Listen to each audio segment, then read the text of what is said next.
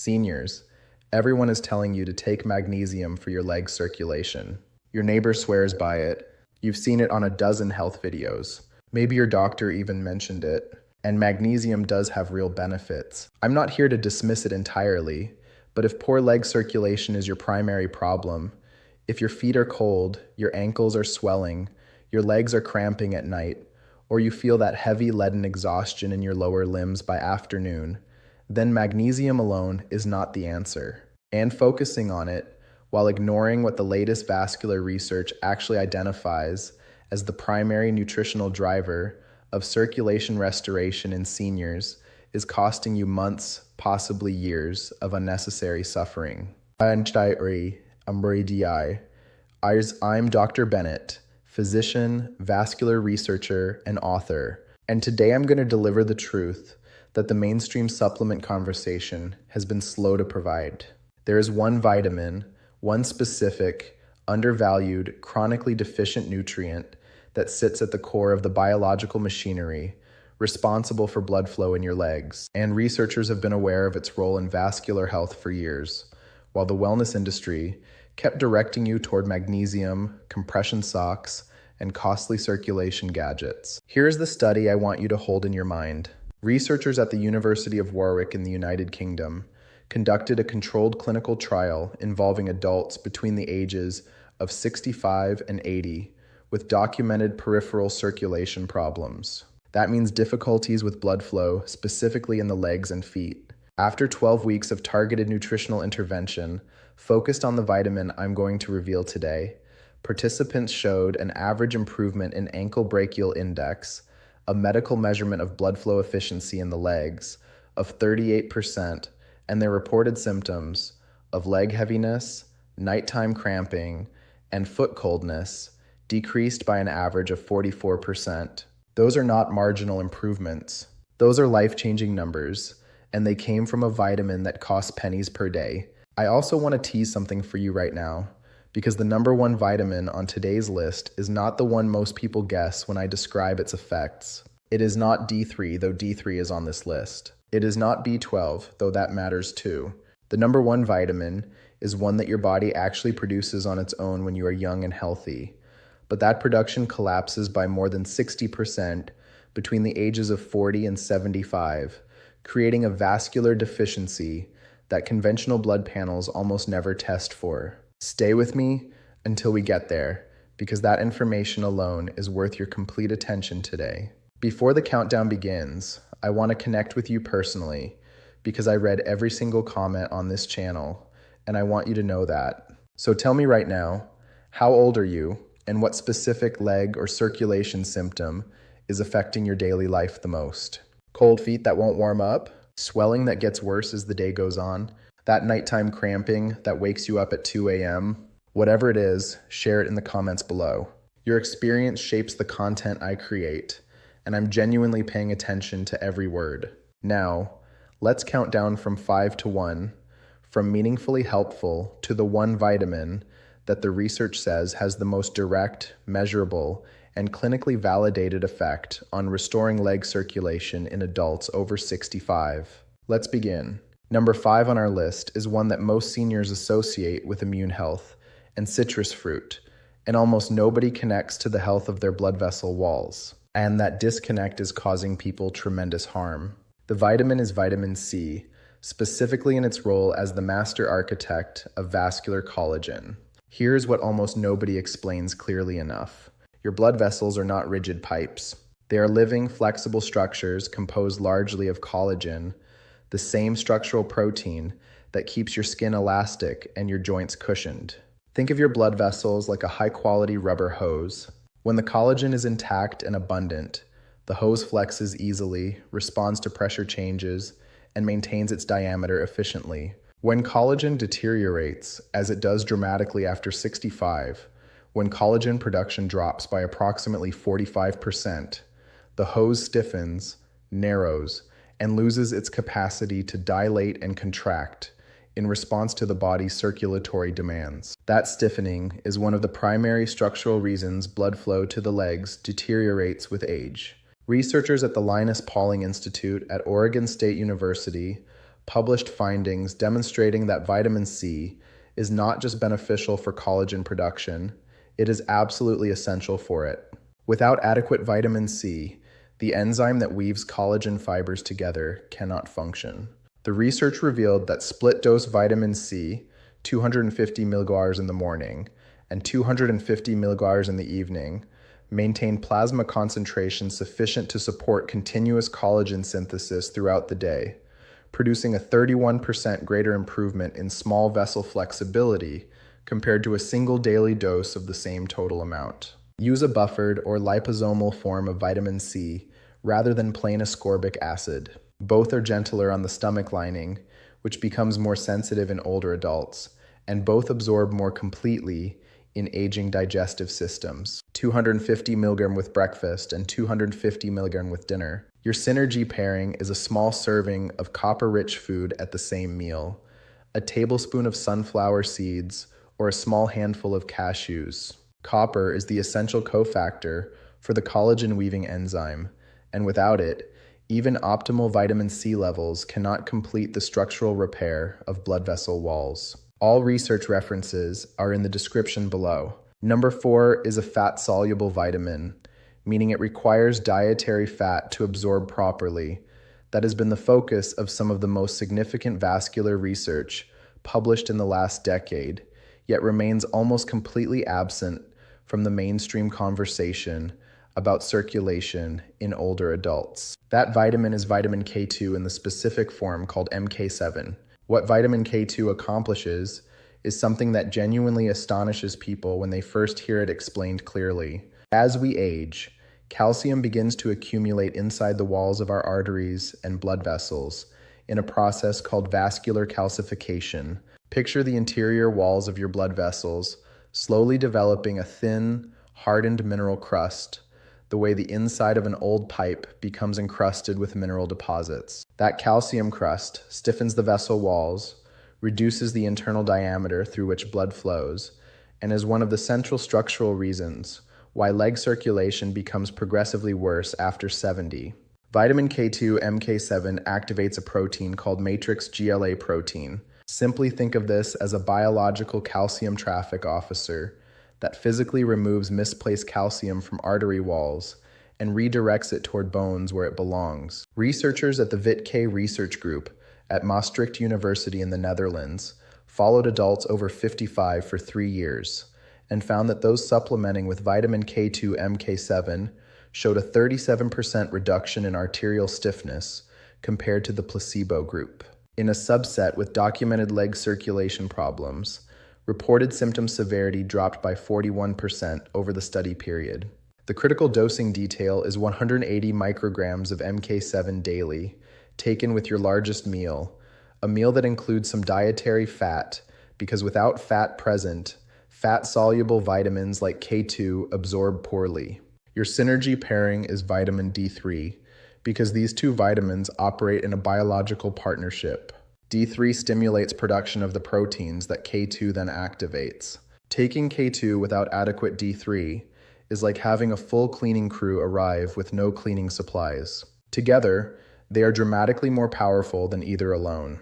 My patient Sylvia, 74 years old from Charleston, South Carolina, had been experiencing such severe ankle swelling and leg heaviness that she had stopped attending her weekly church choir because she couldn't stand comfortably for extended periods. Her cardiologist had evaluated her and found no acute cardiac problem, just what he described as age-related vascular changes. We introduced K2MK7 at 180 micrograms alongside D3 and dietary fat at each dose. Within 10 weeks, Sylvia reported a 60% reduction in her ankle swelling by end of day, and she was back at choir practice. She sent me a photograph of herself standing at the front of the group. I keep it on my desk. Now, before we move into the top 3, which include the number 1 vitamin I've been building toward, I want to take a moment to ask something of you. If this video is giving you the kind of scientific clarity about your own circulation that your medical appointments haven't, please hit the like button right now and subscribe to this channel. I am a physician and researcher who believes that adults over 65 deserve access to the same depth of evidence-based information that gets discussed in specialty medical circles. Your subscription is free. It takes 1 second, and it ensures that this content reaches other seniors who are suffering unnecessarily. Thank you. Now, let's finish what we started. Number 3 is a B vitamin, whose connection to leg circulation is so direct and so well established in the vascular literature that I'm genuinely puzzled why it isn't the first thing every cardiologist discusses with patients over 70 who present with circulation complaints. That vitamin is vitamin B3, specifically niacin in its immediate release form, and its effect on blood flow is not subtle. Niacin works through a mechanism that is almost uniquely direct in the world of nutritional vascular science. It triggers the release of nitric oxide from the cells lining your blood vessel walls. Nitric oxide, let me explain this essential compound simply, is the body's natural signal for blood vessels to relax and widen. Think of nitric oxide as the biological dimmer switch on your blood vessels. When it's activated, vessels open up, blood flows freely, and the downstream tissues, including all the muscle and skin tissue in your legs and feet, receive the oxygen and nutrients they need. When nitric oxide production is low, vessels stay constricted, blood moves sluggishly, and your legs pay the price. After the age of 70, nitric oxide production in blood vessel walls drops by as much as 50% compared to levels at age 45. Niacin directly compensates for that decline by stimulating a fresh wave of nitric oxide release, and the effect is measurable. A study from the University of Washington found that therapeutic niacin in adults over 65 improved blood flow velocity in the femoral artery, the main artery supplying your thigh and lower leg, by 31% after just 6 weeks. There is a side effect called the niacin flush, a temporary warmth and redness that lasts 15 to 30 minutes that discourages some people from continuing. I want you to understand clearly that this flush is not dangerous. It is the physical sensation of your blood vessels dilating. It is the niacin working. It diminishes significantly after the first week of consistent use. Start with 100 milliliters of immediate release niacin, taken with dinner, and a full glass of water, never on an empty stomach. Increase by 100 milligram per week until you reach 500 milligram daily. Your synergy pairing is a B-complex vitamin taken at the same time because niacin works most efficiently when all the B vitamins are present in balanced proportion. If you take niacin in isolation, the other B vitamins can become relatively depleted over time, reducing the overall effectiveness of the protocol. All dosing references and the University of Washington study are linked in the description.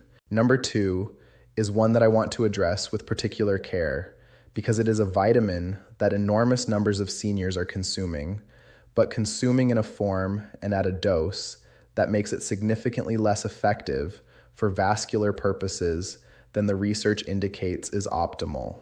That vitamin is vitamin D3, and the gap between how most seniors supplement it and how the clinical evidence says it should be used for circulation is substantial. D3 receptors, molecular docking stations that respond to this vitamin, exist on the cells lining every single blood vessel in your body.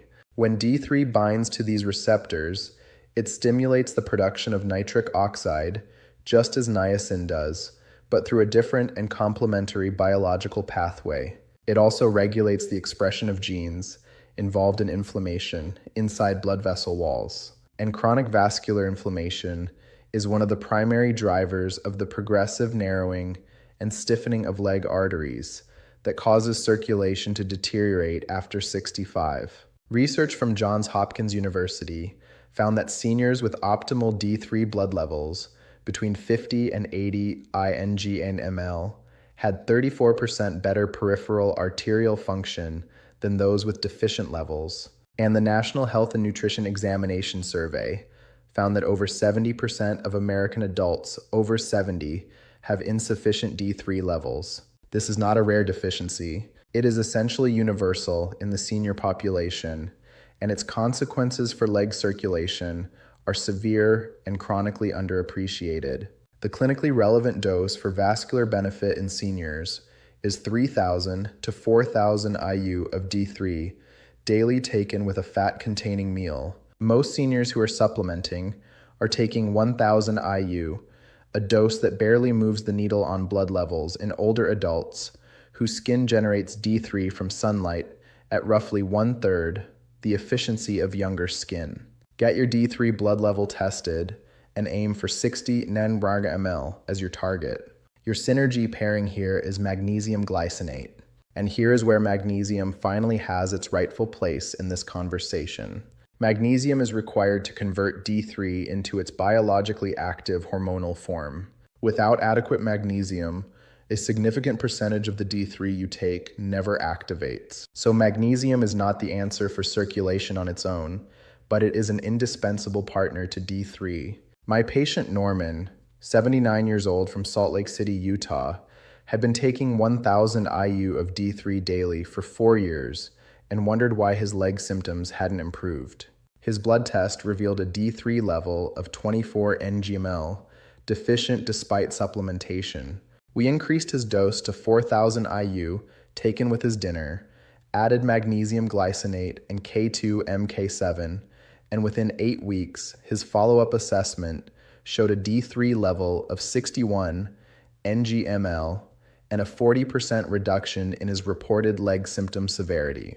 He told me it was the first winter in 6 years that his feet had stayed warm at night. And now, number 1, the vitamin your body produces on its own when you are young and healthy. The one whose production collapses by more than 60% between the ages of 40 and 75. The one that conventional blood panels almost never measure. The one that researchers have identified as perhaps the most direct and powerful nutritional intervention for restoring mitochondrial energy production in the blood vessel cells responsible for leg circulation. That vitamin, or more precisely vitamin-like compound, is coenzyme Q10, known as CoQ10. I want to address the classification directly. CoQ10 is technically described as a vitamin-like compound because your body synthesizes it internally, the way it does with vitamin D from sunlight. It functions in every cellular system in your body as an essential component of mitochondrial energy production, and its role in vascular health is so central that understanding it will completely reframe everything you believe you know about why your legs feel the way they feel. Here is the mechanism in plain terms. Every cell in your blood vessel walls contains mitochondria, tiny energy generators. These mitochondria need CoQ10 the way a car engine needs oil. Not as fuel exactly, but as the essential lubricant and catalyst that allows the entire energy production process to function. Without adequate CoQ10, mitochondria produce less energy and more toxic byproducts called free radicals that damage the vessel wall from the inside. Think of it as an engine running without oil. It still runs for a while, but it's destroying itself with every revolution. After 75, CoQ10 levels in vascular tissue drop by approximately 57% compared to levels at age 40. That decline directly explains why blood vessels become less responsive, less elastic, and less capable of the dilation that delivers blood to your lower limbs. A landmark study at the University of Queensland in Australia found that CoQ10 supplementation in adults over 65 with documented peripheral circulation problems improved endothelial function. That means the health and responsiveness of the blood vessel lining by 42% over 12 weeks. The same study documented a 38% reduction in leg symptom severity scores, including cramping, coldness, and heaviness. These were the numbers from the University of Warwick study I referenced at the very beginning of this video. The clinically studied dose is 200 to 300 ml of Ubiquinol CoQ10 daily. Ubiquinol specifically, not ubiquinone. Let me explain the distinction simply. CoQ10 exists in 2 forms in your body. Ubiquinone is the oxidized form, and ubiquinol is the reduced active form. Young bodies convert ubiquinone to ubiquinol efficiently. Aging bodies do not. After 65, the conversion efficiency drops dramatically, which means standard CoQ10 supplements in ubiquinone form are poorly utilized. Ubiquinol is the pre-converted, immediately usable form, and the research on vascular outcomes in seniors uses ubiquinol specifically. Take 200 milliliters of ubiquinol with your fattiest meal of the day, lunch or dinner.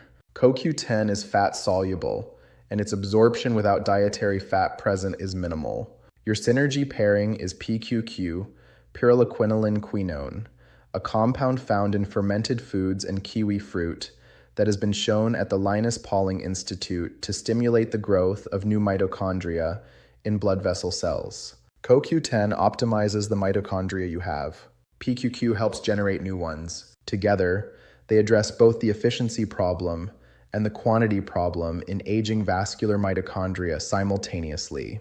10 milligrams of PQQ alongside your CoQ10 daily is the research-supported combination. Note that if you are taking statin medications, cholesterol-lowering drugs, you must discuss CoQ10 supplementation with your physician because statins directly inhibit the same biological pathway your body uses to produce CoQ10, meaning statin users are almost universally CoQ10 depleted and are also the population most likely to experience the leg symptoms described in this video. What I want you to take away from today is this. Your leg circulation is not failing because you are old. It is failing because specific, measurable, correctable nutritional deficiencies are preventing your blood vessels from doing what they are still biologically capable of doing. The coldness, the swelling, the cramping, the heaviness, these are not life sentences. They are symptoms, and symptoms have causes, and causes have solutions. The research is clear, the tools are affordable, and the timeline for improvement when these nutrients are used correctly and consistently is measured in weeks rather than years. Please subscribe to this channel and share this video with someone in your life whose legs are suffering and who deserves this information. Every study I cited today is in the description. Bring them to your next doctor's appointment. Ask for your levels to be tested. You deserve answers, and now you have them.